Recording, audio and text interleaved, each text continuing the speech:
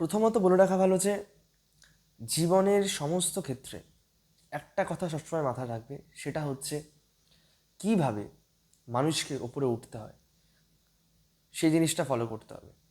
কখনো কাউকে পা ধরে টানার চেষ্টা করো না। তুমি নিচে আছো, চেষ্টা করো ওখান থেকে উপরে উঠতে।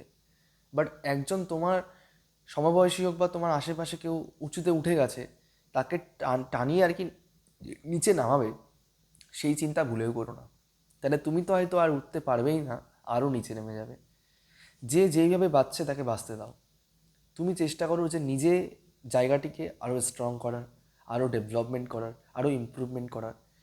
এটাই সাকসেসের একমাত্র সিক্রেট। আমরা অনেক সময় কী করি, বলতে নেই, নিজেকেও সমালোচনা করতে হয়। অন্যের ভুল ধরতে গিয়ে আমরা ব্যস্ত, নিজে আমরা ডাউন খেয়ে যাচ্ছি। না, তা করলে হবে না। কে কী করছে তোমার দেখলে চলবে না। তোমাকে ভাবতে লাগবে আজকে আমি কি পজিশনে আছি, আমাকে কতটা ঠিক করতে লাগবে নিজের জীবনকে, আমাকে কীরকম ব্যালেন্সে চলতে লাগবে, আমার জীবনকে কতটা আমি সঠিক করতে পারবো। এটাই সাকসেসের একমাত্র পথ। দুনিয়ায় কী হচ্ছে আমার দেখার দরকার নেই।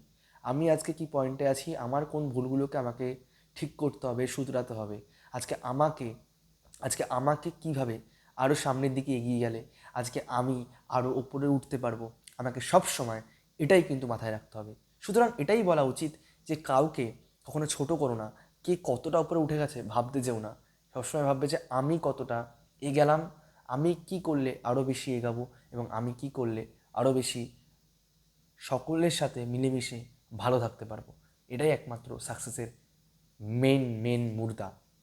এটাকে যে বুঝে গেছে না, তারপরে আর কোনো কিছুই তাকে রুখে দাঁড়াতে পারে না তার সামনে। সে একদিন সাকসেস নিশ্চয়ই হয়। সে যে ফিল্ডেই থাক না কেন, ফিল্ড নিয়ে কখনো ভাববে না।